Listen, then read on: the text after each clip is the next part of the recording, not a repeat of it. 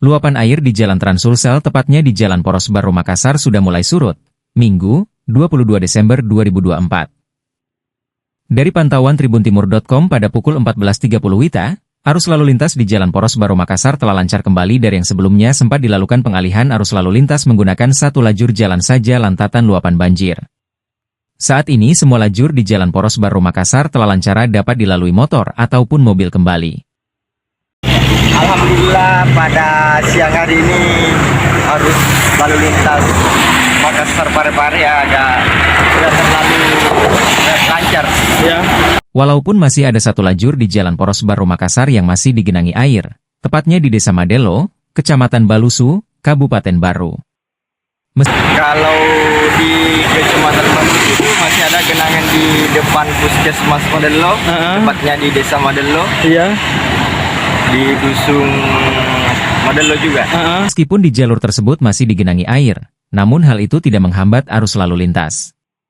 Karena masih dapat dilalui motor atau mobil. Ketinggian air di jalur tersebut mencapai mata kaki orang dewasa. Genangan air di jalur tersebut diperkirakan capai sepanjang 70 meter, mulai di depan Puskesmas Madelo hingga di depan kantor Desa Madelo. Namun untuk lajur Jalan Poros Baru Parepare di titik tersebut tidak lagi digenangi air.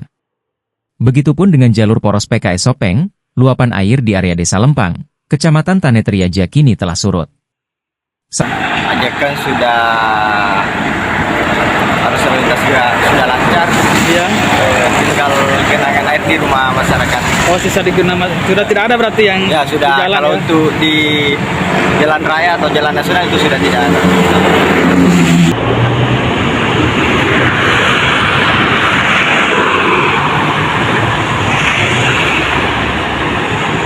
Kalau di Baru Kota sendiri bagaimana kondisinya genangan air? Apakah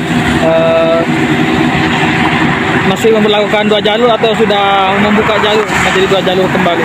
Sudah membuka jalur kembali. Iya, sudah dua jalur ya. Berarti genangan di Jalan Poros Kabupaten Baru ini sudah surut ya? Sudah surut.